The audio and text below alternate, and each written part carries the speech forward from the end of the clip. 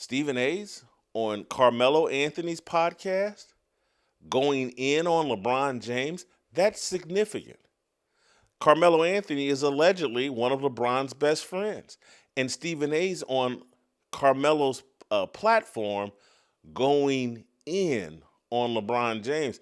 Like, woo, boy, the wind must be blowing a different direction. If Carmelo Anthony is comfortable engaging in this 15-minute, and again, the whole interview is maybe 90 minutes, but they spent about 15 minutes primarily focused on LeBron James. And Carmelo Anthony is this comfortable doing this with LeBron James, allegedly one of his best friends, with LeBron James, the all-powerful LeBron James. And yes, you can watch the interview and say, well, Carmelo didn't really say anything. And occasionally he jumped in and defended LeBron.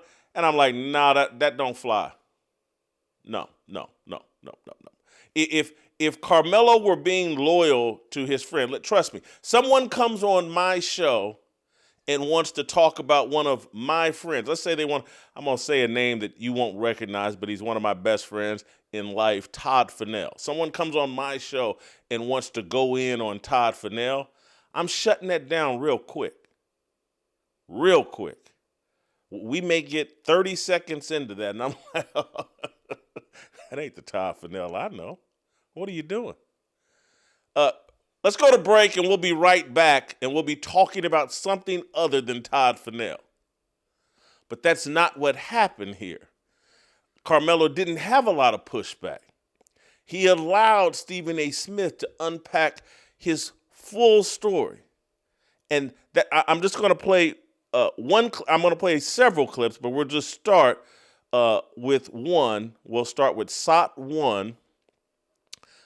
This is Stephen A. kind of previewing what he wants to do on Carmelo's podcast. Play the clip. I don't like his ass. Not a little bit. I understand what he means to Melo. I understand what he means to D-Wade, my boys. I understand it. But all I'm going to say when it comes to that, Melo is 1,000% right. This dates back more than a decade. I'm not going to go into detail at the shit this man has tried to do to me. People don't understand.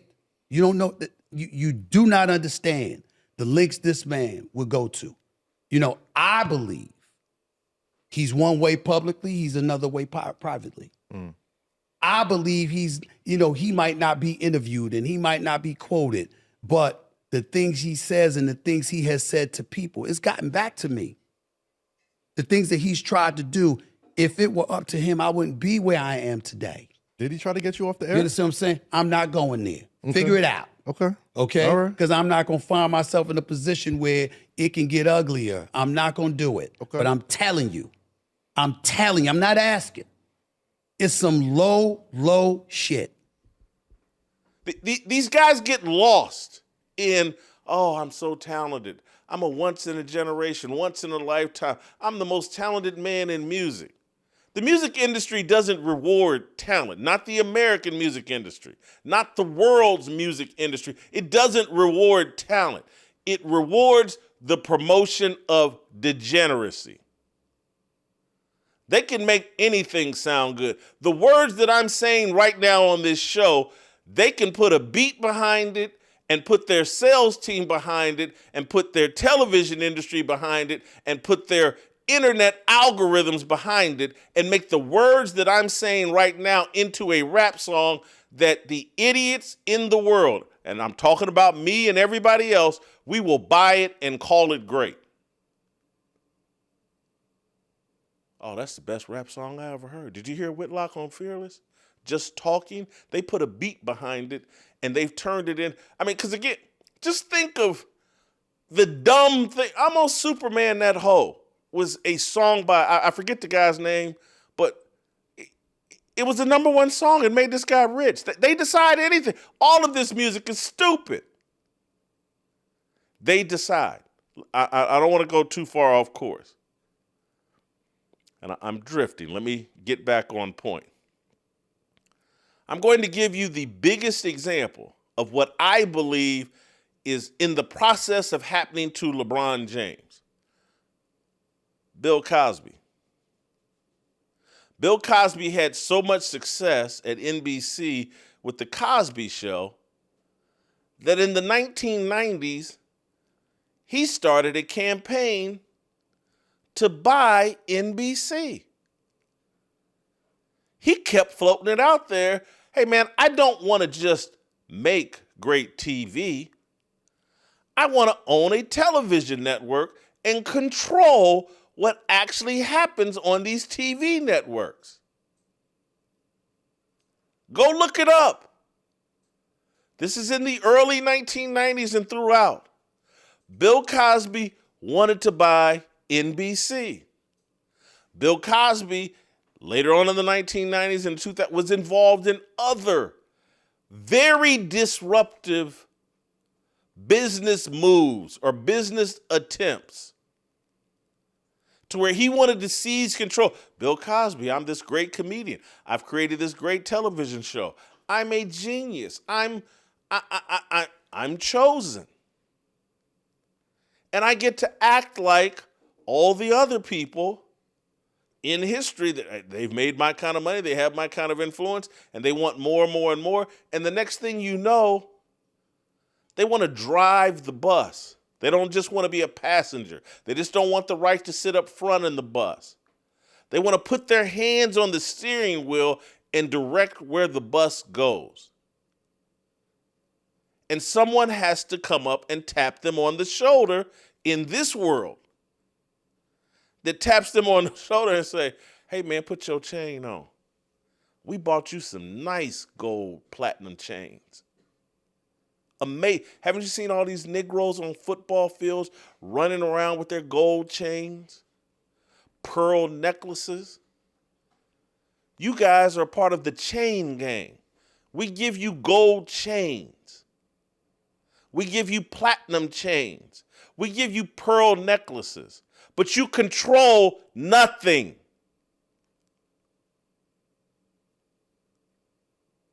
That's what Bill Cosby found out the hard way.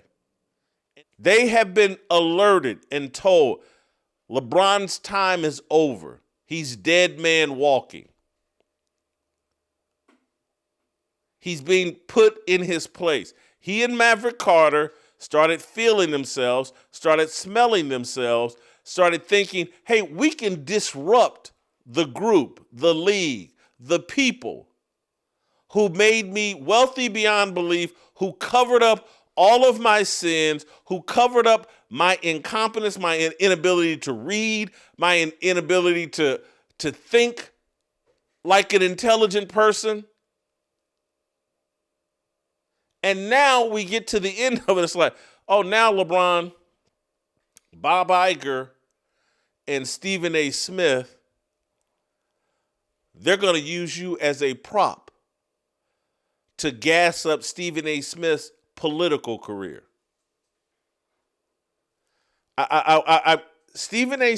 This interview with Carmelo Anthony, I just haven't seen anything like it. And yes, I'm in a tough spot. I've never liked LeBron James. Or, no, let me clarify that. Let me be actual. I never liked LeBron James post the decision. I liked LeBron James his first 6-7 years in Cleveland. Once he took his talents to South Beach, he became a different person, and I started just moving further and further and further away from LeBron James. And by the time he took his talents to Los Angeles, I was done with LeBron James. But by the time he started becoming a Black Lives Matter activist, I disliked LeBron James. This comeuppance that LeBron James is in the process of getting, long overdue. I want to celebrate it. I am going to celebrate it because it's long overdue and it's necessary, the humbling of LeBron James. But I got to keep it real. To see Stephen A. Smith used as the tool to humble LeBron James, I'm caught between a rock and a hard place. These are two of the phoniest people in the world of sports. LeBron James and Stephen A. Smith. They're both puppets. And they've just decided that one of their puppets, LeBron James, has gone too far. He's gone off the reservation. He's run away. He's acting like Kunta Kinte. And they've sent Stephen A. Smith out. Go chase him down and bring him back. And I don't care what you do to him when you bring him back. We got a runaway slave that wants to be a disruptor to the NBA left-wing globalist controlled NBA. He's run away and he wants to create a disruptor with people in Saudi Arabia. He's lost his mind, Stephen A. Go get him. And that's what Stephen A. Smith is doing. If you enjoyed that video, be sure to hit the like button and subscribe so you never miss a moment of Fearless.